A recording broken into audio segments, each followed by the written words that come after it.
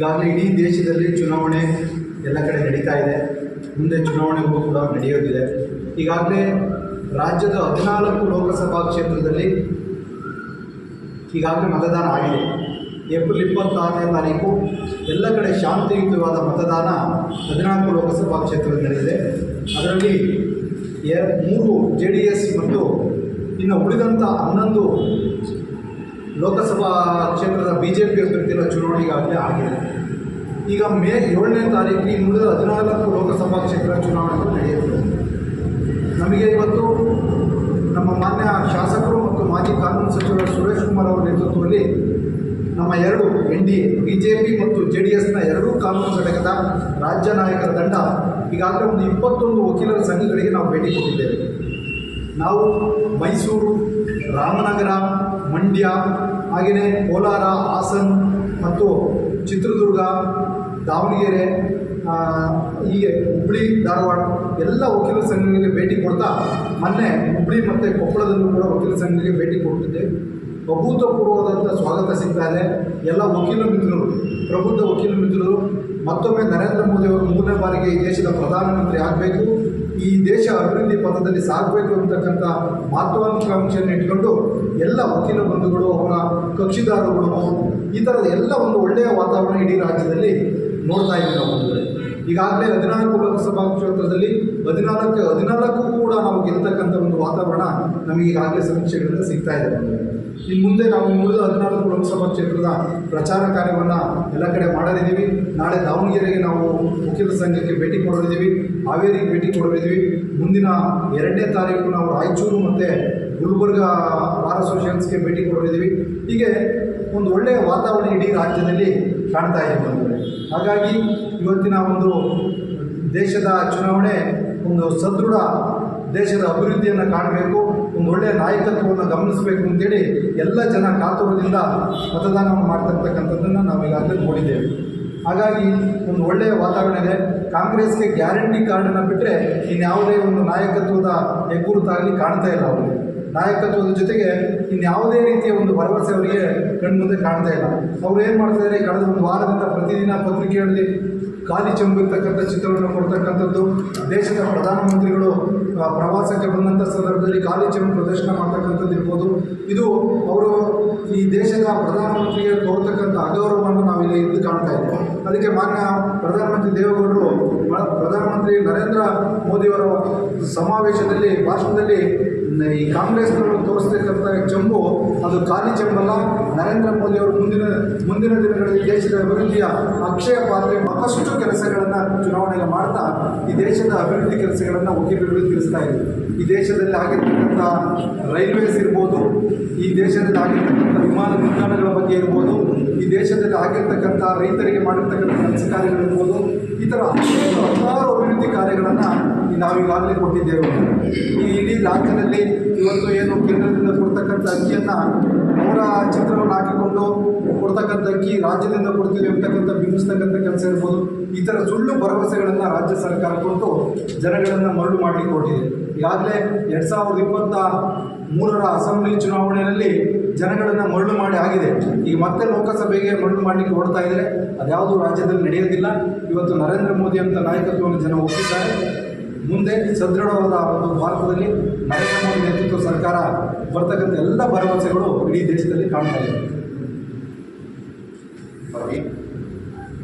ನಾವು BJP ಕಾನೂನು ಘಟಕ ಮತ್ತು JDS ಕಾನೂನು ಘಟಕ ರಾಜ್ಯಾದ್ಯಂತ ಈ ಚುನಾವಣೆಯಲ್ಲಿ ಸಕ್ರಿಯವಾಗಿ ಭಾಗವಹಿಸಿ ವಕೀಲ ಸಮುದಾಯವನ್ನು ಚುನಾವಣೆಯಲ್ಲಿ ತೊಡಗಿಸ್ಕೋಬೇಕು. ವಕೀಲರಿಗೆ ಸಮಾಜದ ಬಗ್ಗೆ, ಸದೃಢ ಸರ್ಕಾರದ ಬಗ್ಗೆ ತಮ್ಮದೇ ಆದಂಥ ಚುನಾವಣೆಯಲ್ಲಿ ಕಾಂಟ್ರಿಬ್ಯೂಟ್ ಮಾಡಬೇಕು. ಈ ಬಾರಿ 3ನೇ ಬಾರಿಗೆ ನರೇಂದ್ರ ಮೋದಿಯವರು ಈ ರಾಷ್ಟ್ರದ ಪ್ರಧಾನಮಂತ್ರಿ ಆಗಬೇಕು. ದೇಶ ಏನು ಅಭಿವೃದ್ಧಿ ಪಥದತ್ತ ಹೋಗ್ತಾ ಇದೆ ಅದು ಮುಂದುವರಿಬೇಕು ಅನ್ನುವ ನಿಟ್ಟಿನಲ್ಲಿ ನಾವು ಕೆಲಸ ಮಾಡ್ತಾ ಇದ್ದೇವೆ. 14 ಕ್ಷೇತ್ರಗಳ ಚುನಾವಣೆ ಮುಗಿದಿದೆ. ನಾವು ಅಲ್ಲೆಲ್ಲ ವಕೀಲರನ್ನ ಸನ್ಮಾನ್ಯ ಸುರೇಶ್ ಕುಮಾರ್ ನೇತೃತ್ವದಲ್ಲಿ ಭಾಗಿಯಾಗಿ ವಕೀಲರ ಮುಖಾಂತರ ವಕೀಲರು ತಮ್ಮ ಕಕ್ಷಿದಾರರು ನೂರಾರು ಕಕ್ಷಿದಾರರು ಇರ್ತಾರೆ. ವಕೀಲರಿಗೆ ಅವ್ರದ್ದೇ ಆದಂಥ ಗೌರವ ಘನತೆ ಇರುತ್ತೆ. ವಕೀಲರು ನಂಬುವಂಥ ಜನ ಇರ್ತಾರೆ. ಅವ್ರನ್ನೆಲ್ಲ ಮನವೊಲಿಸಿ NDA ಕೂಟಕ್ಕೆ ಬೆಂಬಲ ನೀಡಬೇಕು ಅಂತೇಳಿ ಮನವಿ ಮಾಡ್ತಾ ಇದ್ದೇವೆ. ಏನು ವಕೀಲರಿಗೆ ವಿಶೇಷವಾಗಿ ಸನ್ಮಾನ್ಯ ಬಸವರಾಜ ಬೊಮ್ಮಾಯಿ ಅವರಿದ್ದಾಗ ಹೆಲ್ತ್ ಇನ್ಶೂರೆನ್ಸ್ ಕೊಡಬೇಕು ಅಂತೇಳಿ 100 ಕೋಟಿ ಕಾರ್ಪಸ್ ಫಂಡನ್ನು ಇಟ್ಟಂಥದ್ದೊಂದು ಇತಿಹಾಸದಲ್ಲಿ ಏನಾದರೂ ಇದೆ ಅದು ಬಸವರಾಜ ಬೊಮ್ಮಾಯಿ ಅವರ ಸರ್ಕಾರ. ವಕೀಲರಿಗೆ ಯಾವುದೇ ಆದಂಥ ಬಗೆಯನ್ನು ನೀಡಿದ್ದಾರೆ. JDS ವಕೀಲರಿಗೆ ಸ್ಟೈಫಂಡಿಂದ ಹಿಡಿದು ಕಳೆದ 3 ತಿಂಗಳಲ್ಲಿ ಕುಮಾರಸ್ವಾಮಿ ಅವರು ರಾಜ್ಯದ ರೈತರ 25,000 ಕೋಟಿ ಸಾಲವನ್ನು ಮನ್ನಾ ಮಾಡಿದ ವಿಚಾರ ಇರ್ಬೋದು. ಇವೆಲ್ಲ ಇಟ್ಕೊಂಡು ನಾವು ವಕೀಲರ ಮುಖಾಂತರ ಕಕ್ಷಿದಾರರು ಮತ್ತು ಅವರ ಗ್ರಾಮಗಳಲ್ಲಿ ಅವರ ನಗರಗಳಲ್ಲಿ ಮನವೊಲಿಸುವ ಕೆಲಸವನ್ನು ಮಾಡಿ ಸದೃಢವಾಗಿ ಏನು ನರೇಂದ್ರ ಮೋದಿ ಅವರು ಪ್ರೈಮ್ ಮಿನಿಸ್ಟರ್ ಆಗಲಿಕ್ಕೆ ವಿಶೇಷವಾಗಿ ಶಿವಮೊಗ್ಗ ಕ್ಷೇತ್ರ ಅಭಿವೃದ್ಧಿಯ ಏನು ಯಡಿಯೂರಪ್ಪರವರ ನಂತರ ರಾಘವೇಂದ್ರರವರು ಸರಳ ಸಜ್ಜನಿಕೆಗೆ ಅತಿ ಎಲ್ಲರ ಬಗ್ಗೆ ಹೊಂದುವ ಕೆಲಸ ಮಾಡುವ ವಿಶೇಷವಾಗಿ ವಕೀಲರಿಗೆ ಪ್ರೀತಿ ವಿಶ್ವಾಸವನ್ನು ಬೆಳೆಸಿರುವ ರಾಘವೇಂದ್ರ ಅವರನ್ನ ಬೆಂಬಲಿಸಬೇಕು. ಅತ್ಯಂತ ಹೆಚ್ಚು ಮತಗಳಿಂದ ಅವ್ರನ್ನ ಆಯ್ಕೆ ಮಾಡಿದ್ರೆ ಏನು ಮುಂದಿನ ನಾಯಕತ್ವ ಈ ರಾಜ್ಯದಲ್ಲಿ ಮೋದಿಯವರ ಮಂತ್ರಿಮಂಡಲದಲ್ಲಿ ಮಂತ್ರಿ ಆಗುವ ಅವಕಾಶ ಇರುತ್ತೆ. ಆ ಮಂತ್ರಿ ಆದರೆ ಜಿಲ್ಲೆಯ ಸರ್ವತೋಮುಖ ಅಭಿವೃದ್ಧಿಯ ಜೊತೆಗೆ ರಾಜ್ಯದ ಅಭಿವೃದ್ಧಿಗೂ ಸಹ ಆಗುತ್ತೆ. ಆ ನಿಟ್ಟಿನಲ್ಲಿ ಮತ ನೀಡಬೇಕು ಅಂತೇಳಿ ನಾವು ವಿಶೇಷವಾಗಿ ವಕೀಲರ ಮೂಲಕ ಎಲ್ಲ ರೈತ ಬಾಂಧವರು ಈ ಕ್ಷೇತ್ರದ ಮತದಾರರಲ್ಲಿ ವಿನಂತಿಯನ್ನು ಮಾಡ್ತಾಯಿದ್ದೀವಿ. ತುಂಬ ಉತ್ಸಾಹದಿಂದ ಕೆಲಸ ಮಾಡ್ತಿದ್ದಾರೆ. ಮತ್ತು ನಮ್ಮ ಅಭ್ಯರ್ಥಿಯಾದಂಥ ರಾಘವೇಂದ್ರ ಇಲ್ಲಿ ಸಾಗರ ತಾಲೂಕಿಗೆ ಹೆಚ್ಚಿನ ಕೊಡುಗೆಯನ್ನು ಕೊಟ್ಟಿರೋದ್ರಿಂದ ಅದನ್ನು ಒಪ್ಪಿ ಇವರ ಕಾಂಗ್ರೆಸ್ನವರ ಯಾವುದೇ ಒಂದು ಗ್ಯಾರಂಟಿಗಳನ್ನು ತಿರಸ್ಕರಿಸಿ ಜನರಿಗೆ ಈಗ ಬೇಕಾದ ಜನರನ್ನು ಯಾರನ್ನೇ ಕೇಳಿದರೂ ಕೂಡ ಆ ಗ್ಯಾರಂಟಿಗಿಂತ ನಮ್ಮ ಅಭ್ಯರ್ಥಿ ಹಾಲಿ ಲೋಕಸಭಾ ಸದಸ್ಯರು ಮಾಡಿರ್ತಕ್ಕಂಥ ಕೆಲಸಗಳನ್ನೇ ಗುರುತು ಮಾಡಿಕೊಂಡು ಜನರು ಮತ್ತು ಹಿಂದಿನ ಇದೇ ಕಾಂಗ್ರೆಸ್ ಅಭ್ಯರ್ಥಿ ಹಿಂದೆ 10 ವರ್ಷಗಳ ಹಿಂದೆ ಇಲ್ಲಿ ಚುನಾವಣೆಗೆ ಸ್ಪರ್ಧಿಸಿದರು.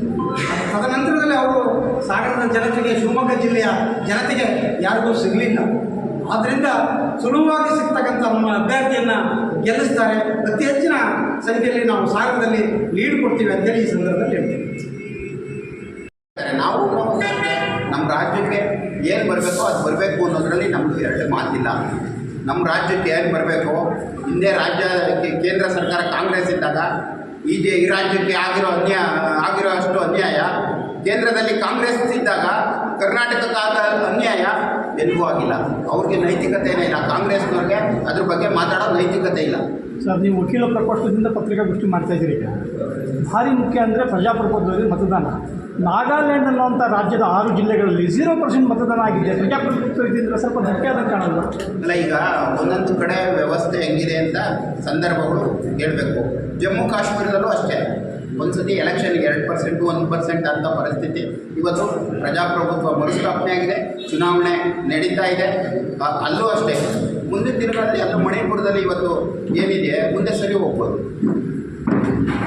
ಸರ್, ಈಗ ಚುನಾವಣೆಯ ಸಂದರ್ಭದಲ್ಲಿ ಮತದಾರರಿಗೆ ನಾವು BJP ಲೀಗಲ್ ಸೆಲ್ಲಿಂದ ಕಾನೂನು ಪ್ರಕೋಷ್ಠದಿಂದ ಕಳೆದ 1 ತಿಂಗಳಿಂದ ನಾವು ಬೆಂಗಳೂರಿನ ಮಲ್ಲೇಶ್ವರಮಲ್ಲಿ ಒಂದು ವಾರ್ ರೂಮನ್ನು ಮಾಡಿಕೊಂಡು ಇಡೀ 28 ಲೋಕಸಭಾ ಕ್ಷೇತ್ರ ರಾಜ್ಯದ ಏನೇ ಘಟನೆಗಳು ನಡೆದರೂ ಕೂಡ ದೂರನ್ನು ಮುಖ್ಯ ಚುನಾವಣಾ ಆಯೋಗ ಕೂಡ ಅಂತ ಕೆಲಸ ಮಾಡಿದ್ದೇವೆ.